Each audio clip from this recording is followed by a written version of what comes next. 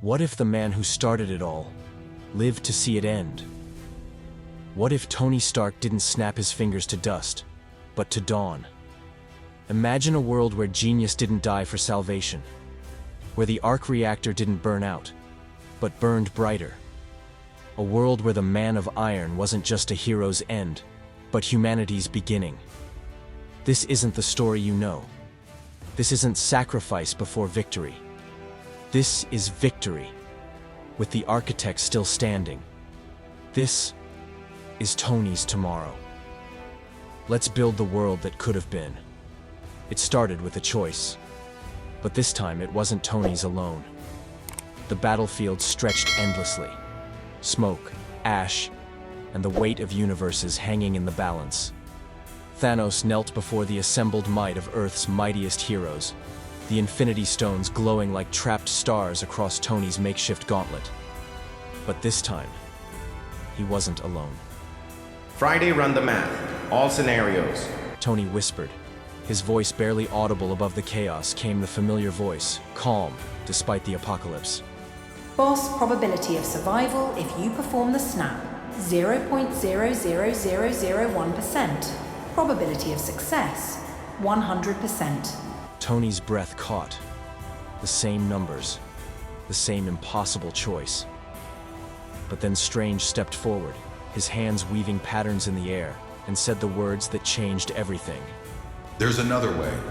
Not 1 in 14 million. Not a miracle. A plan. The Time Stone, I can anchor your life force to a temporal loop. Just long enough. But Tony, you have to trust me. Strange said urgently. Tony, whatever you're thinking. Pepper's voice crackled through the comm. I love you, Pep, but I'm not saying goodbye. Not today. Tony said. He looked at Strange. At the man who had seen every possible future and chosen this one. The spell wrapped around Tony like golden thread. Strange's hands trembled as he poured everything into the magic. Not to see the future, but to hold it steady. Tony raised his hand. He snapped. The universe held its breath. Light erupted. Reality rewrote itself. Thanos and his army crumbled to dust, their threat finally, permanently erased. And Tony Stark fell to his knees, but he didn't fall silent. Friday? He gasped. Welcome back, boss. Vital signs stabilizing. The temporal anchor held.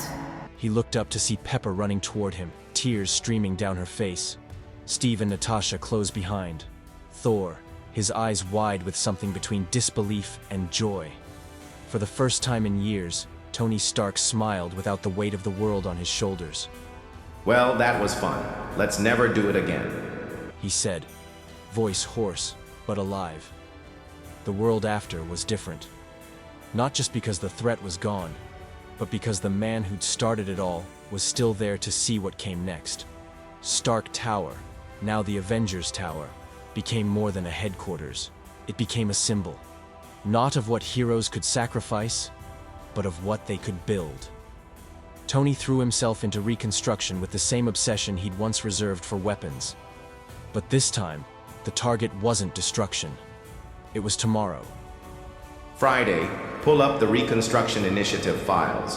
Holographic displays filled his workshop, not with weapons schematics, but with schools, hospitals, clean energy grids, sustainable cities rising from the ashes of the blip. The world lost 5 years, but we gained perspective. We know what matters now. He said to Pepper as she found him working at 3 a.m., as always. She watched him design a water purification system for regions still recovering from the chaos of the return. You're different, She said softly. I died for about 30 seconds. Tony replied, not looking up from his work.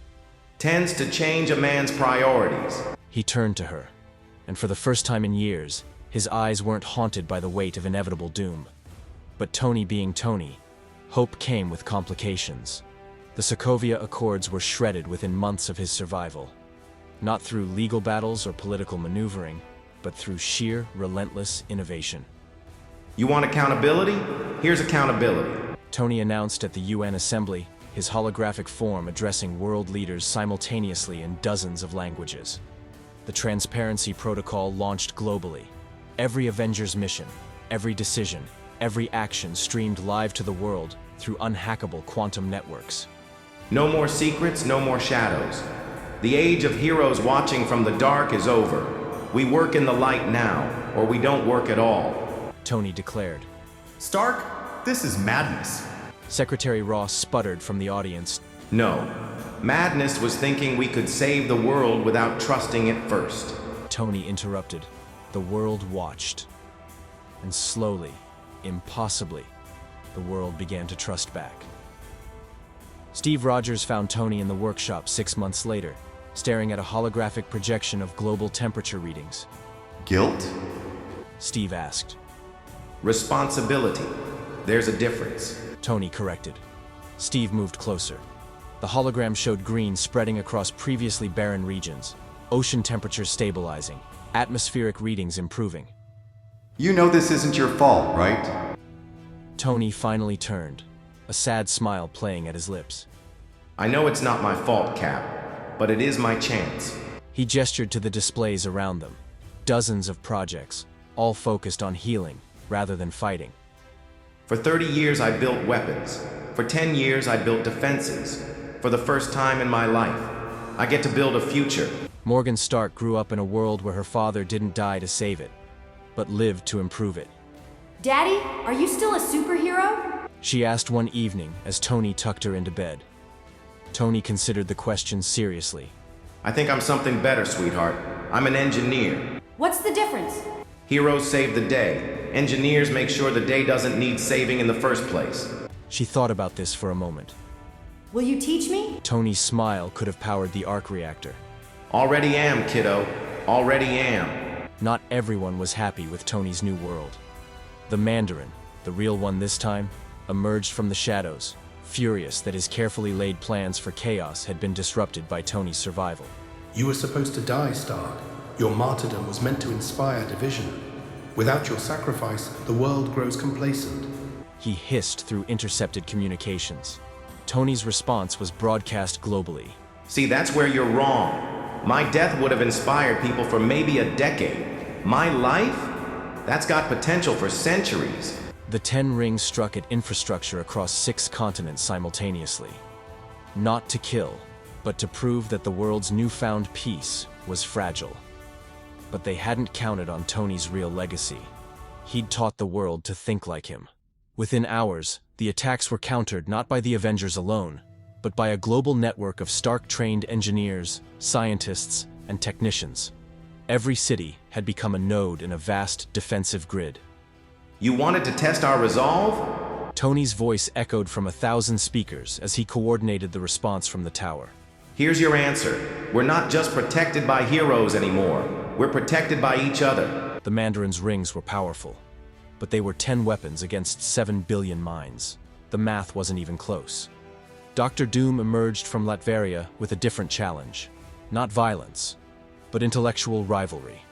You claim to have built a better world, but can you build a better tomorrow than Doom? He declared through diplomatic channels what followed wasn't a war. It was the greatest engineering competition in human history. Doom unveiled his bioatmospheric processors, machines that could terraform dead worlds within decades. Tony countered with quantum consciousness transfers, technology that could preserve human knowledge and experience beyond biological death. Doom created gravity manipulators that could move asteroids like chess pieces. Tony built dimensional bridges that could connect parallel Earths, sharing resources across infinite realities. The competition raged for months, each innovation more incredible than the last. The world watched in fascination as two of the greatest minds in existence pushed each other toward heights neither could have reached alone. Finally, Doom arrived at Avengers Tower personally. Doom admits, you have exceeded even Doom's expectations. He said, his metallic mask reflecting the workshop's glow. Coming from you, Victor, that actually means something. Doom extended a gauntleted hand. Perhaps rivals need not be enemies. Tony shook it. Welcome to the future, Doc. Let's build it together. The day Peter Parker graduated from MIT, 2 years early, naturally, Tony waited for him outside the ceremony. So, Spider-Boy, ready to change the world? Peter adjusted his graduation cap, still not quite believing it was real. Mr. Stark, I don't know if I'm ready for all this. Tony placed a hand on his shoulder. He gestured toward the horizon, where the New York skyline gleamed with Stark-designed architecture. Buildings that generated more energy than they consumed. Bridges that healed themselves. Parks that actively cleaned the air. I used to think my legacy would be the Iron Man suit. Turns out, it's you. All of you. Peter looked around at his fellow graduates. Young minds trained in the Stark method, ready to tackle problems that hadn't even been identified yet. We won't let you down, Mr. Stark. I know you won't, Pete, because you're not doing it for me. You're doing it for them. He pointed to a group of children playing in a nearby park, the first generation to grow up in a world where heroes didn't have to die to save it. They deserve a world where hope isn't rational, where the future isn't something to fear, but something to build. 10 years after the snap that didn't kill him, Tony Stark stood before the United Nations one final time as an active hero. Ladies and gentlemen, He began, his voice carrying the weight of a decade of impossible accomplishments. when I first put on the Iron Man suit, I thought I was becoming something new. A hero, a protector, a symbol. The assembly listened in respectful silence. I was wrong. I wasn't becoming something new. I was becoming something essential, accountable. He gestured to the holographic displays showing global statistics. Poverty down 80%. Clean energy adoption at 95%. International conflicts at historic lows. These numbers aren't my achievement. They're ours. Every person who chose to build instead of tear down. Every nation that chose cooperation over isolation. Every individual who decided that tomorrow deserved better than yesterday. He paused, looking out at representatives from every nation on Earth. I'm retiring as Iron Man today. Not because the world doesn't need heroes, but because it doesn't need them to be symbols anymore. You are the heroes now. Every teacher, every scientist, every person who wakes up and chooses to make things better. The applause was thunderous, but Tony raised his hand for silence. The age of heroes is ending. The age of humanity is just beginning. Tony's final workshop session was interrupted by an unexpected visitor. He turned to find Nick Fury standing in the doorway, looking older but oddly more relaxed than he had in years. Fury, should have known you'd show up for the retirement party. Stark, not here for the party. Here for the after party. Fury said, stepping into the workshop. He activated a holographic display showing star charts and dimensional readings. The universe is bigger than just Earth, Tony. And word's getting out about what you built here. Other worlds, other species, they want to learn. Tony studied the display, his engineer's mind already racing. You're talking about expanding operations. I'm talking about evolution. The Stark method, applied on a cosmic scale. Tony was quiet for a long moment. Pepper will kill me. Pepper already knows. She's the one who suggested it. Tony turned, genuinely surprised. She did? Fury nodded. She said, and I quote, "Tony Stark saved one world. Imagine what he could do with the universe." The launch of the Stark Cosmic Initiative wasn't announced with fanfare. It simply began, quietly, methodically, the way all of Tony's best work started. Research stations appeared on Mars within a year. Peaceful contact with the Nova Corps was established within 2. By year 3, Earth was sharing clean energy technology with a dozen alien civilizations. Tony didn't lead from the front this time. He led by teaching others to lead. The thing about building a legacy is that if you do it right, it doesn't need you anymore. He told Morgan on her 16th birthday. She looked up from her own engineering project, a quantum computer that could solve climate modeling in real time. Does that make you sad? Tony considered the question, watching through the window as ships from 6 different star systems docked peacefully at the orbital station he'd helped design. No, sweetheart. It makes me proud. 20 years after he should have died, Tony Stark sat in a garden on Mars, watching Earth rise over the red horizon. Pepper found him there, as she always did. Regrets? She asked, settling beside him. Just one I regret that it took me so long to realize the point wasn't to be Iron Man. It was to show everyone else they could be Iron, too. She took his hand. The man who was afraid became the man who taught others not to be. Tony smiled. Above them, Earth spun slowly, its surface glowing with the lights of 1,000 cities powered by clean energy, connected by networks of cooperation, defended not by heroes in the shadows, but by citizens in the light. Think they'll be okay without us? Pepper asked.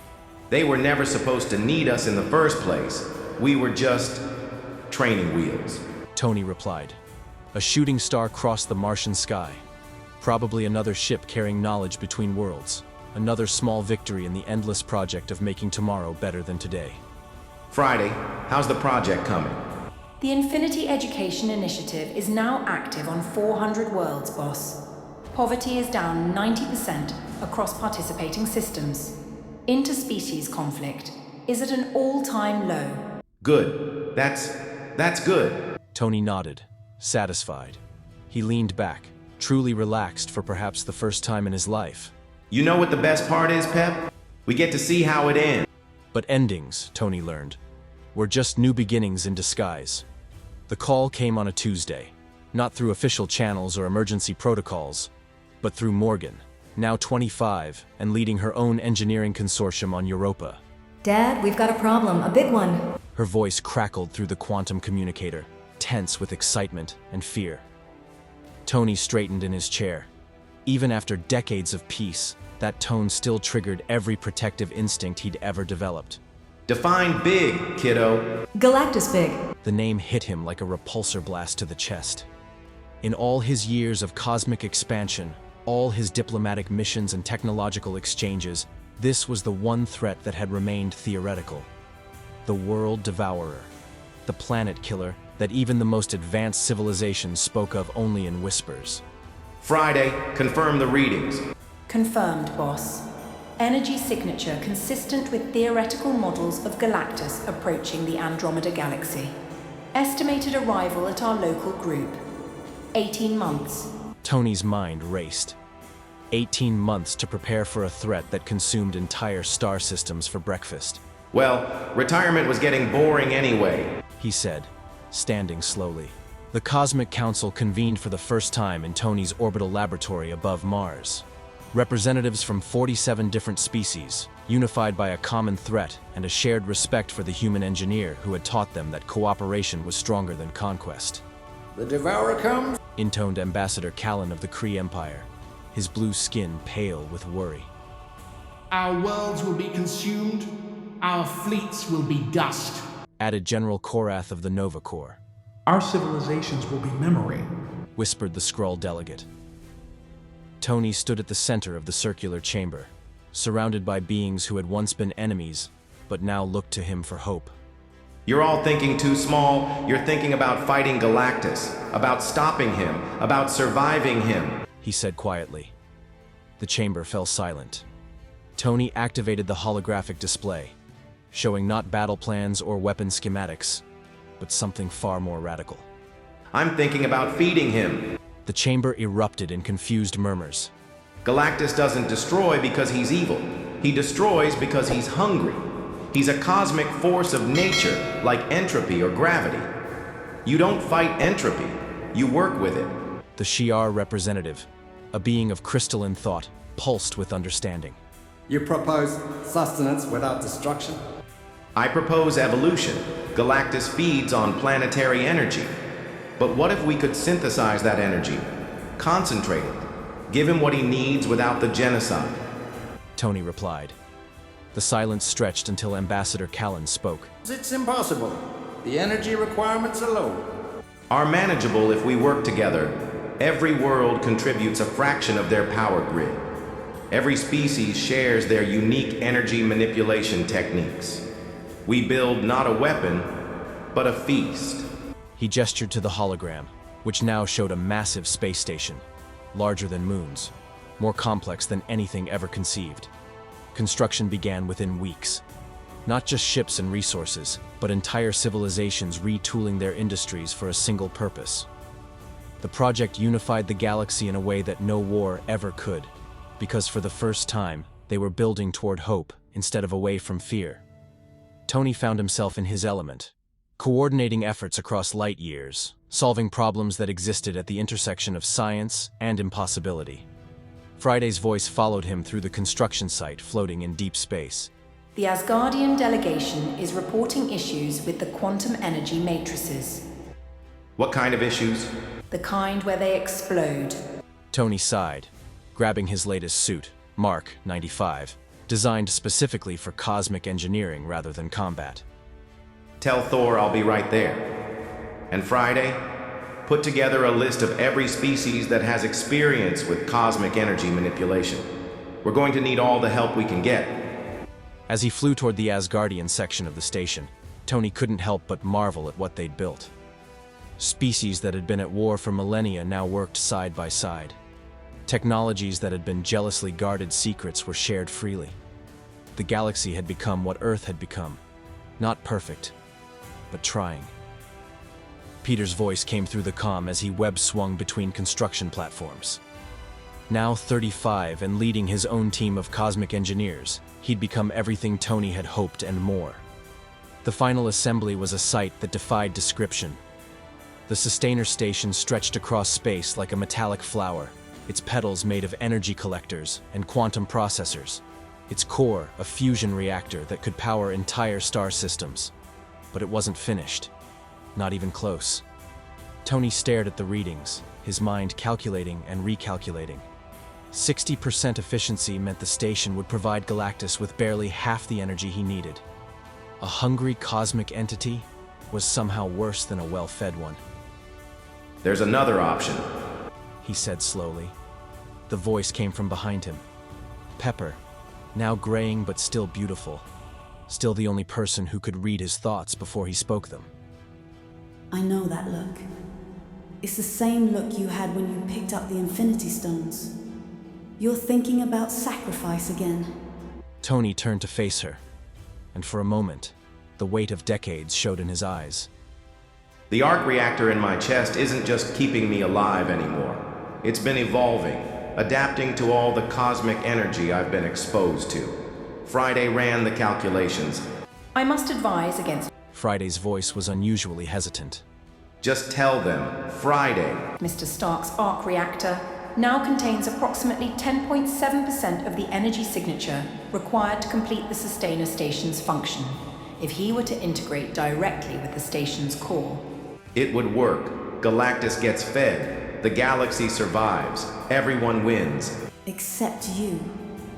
Pepper said, tears in her eyes. Not everyone. I've been running probability calculations of my own. There's a 0.03% chance the integration process doesn't kill you.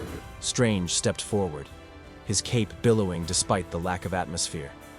Mr. Stark, those are terrible odds, Peter said. They're better than the alternative. 0% chance any of us survive if this doesn't work. Tony replied.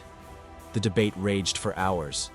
Heroes and villains, scientists and warriors, beings from across the galaxy all arguing about the life of one human engineer. Finally, Morgan spoke up. Dad, what would you tell me to do if I were in your position? She said, her voice carrying across the assembled crowd. Tony looked at his daughter. Brilliant, compassionate, everything he'd hoped to be when he was her age. I'd tell you to find another way. Then find another way. Tony smiled, pride swelling in his chest. You're right. We're thinking about this wrong. We don't need to integrate with the station. We need to integrate the station with us. He turned to the assembled crowd. Every species here has some form of energy manipulation. Kree technology, Asgardian magic, human engineering, Skrull adaptability, Nova Force, Shi'ar psychic resonance. What if we don't just build a station? Dr. Strange's eyes widened with understanding. A collective consciousness. A living energy converter. Exactly. Not one person sacrificing themselves, but everyone contributing what they can. The harmonic convergence, as history would remember it, began at dawn on Earth Standard Time. Across the galaxy, on every world that had contributed to the project, beings of every species joined hands, opened minds, and shared their energy. Not enough to kill, just enough to contribute. Tony stood at the center of the sustainer station, but he wasn't alone. Through quantum entanglement and cosmic resonance, he was connected to trillions of conscious beings, all focused on a single purpose. When Galactus arrived, he found not a meal, but a gift. The station pulsed with life, offering energy freely given rather than violently taken. The World Devourer paused, perhaps for the first time in eons, to consider what he was being offered. I am Galactus, I consume worlds. It is my nature. His voice boomed across dimensions. Tony's response came not just from his own throat, but from the collective voice of the galaxy. We know, and we offer you a choice. Consume us and remain hungry, or accept our gift and be satisfied. The cosmic entity considered. The energy from the station was pure, concentrated, freely given. It was better than taking, cleaner, more fulfilling. I accept. For the first time in his existence, Galactus chose acceptance over consumption. The station flowed its energy into the cosmic being, and something impossible happened. Galactus began to change. The hunger that had driven him across the universe began to fade, replaced by something else. Satisfaction. I am full. For the first time since my creation, I am not hungry, he said, wonder in his voice. Tony, still connected to the cosmic consciousness, felt the change ripple across the galaxy. Fear transforming into hope. Desperation becoming determination. What will you do now? He asked. Galactus was quiet for a long moment. I will create. I have spent eternity taking. Perhaps it is time to give. The aftermath was unlike anything the galaxy had ever experienced. Galactus, no longer driven by cosmic hunger, became something unprecedented. A cosmic gardener. Worlds that had been dead for millennia bloomed with new life. Stars that had burned out were rekindled. Systems that had been barren became fertile. And at the center of it all, the Sustainer Station continued to operate, now powered by willing contributions from across the galaxy. A symbol of what could be achieved when beings chose cooperation over conquest. Tony returned to Mars, older but oddly energized by the experience. So, save the galaxy. Check, what's next? Pepper said, finding him in his workshop as always. Tony looked up from his latest project, blueprints for something called the Interdimensional Education Exchange. Well, we've solved hunger, war, and cosmic extinction. I figure it's time we tackled the really hard problems. Homework, teenagers, the universal struggle of parents trying to understand their kids across species barriers. Pepper laughed. You know, for a genius, you really do think small sometimes. Hey, I saved the galaxy. The least I can do is help a Skrull father understand why his teenage daughter keeps shape-shifting her appearance. 30 years after he should have died, Tony Stark sat in his garden on Mars, watching not just Earth rise over the horizon, but ships from 100 worlds traveling peacefully between the stars. Morgan, now with children of her own, found him there. Any regrets, Dad? Tony considered the question, as he always did. Just one. I regret that it took me so long to realize the best way to save the world wasn't to be its protector, but to teach it to protect itself. Above them, the sky blazed with the light of newly born stars, gifts from Galactus to a galaxy that had shown him kindness. Think they'll be okay without us? Morgan asked. They were never supposed to need us. We were just the tutorial. Tony replied, and in the distance, across the cosmos, on 1,000 worlds where children learned to build instead of break, where leaders chose cooperation over conquest, where hope wasn't rationed, but renewable, the echo of Tony Stark's greatest invention continued to spread. Not the arc reactor, not the Iron Man suit, but the simple, revolutionary idea that tomorrow doesn't have to be worse than today. The man who could have died a hero lived to become something better, a teacher. And the universe was his classroom. And the lesson was simple. Sometimes the best way to save everything is to show everyone else how to save themselves. Please subscribe for more What If theories, as we are just getting started.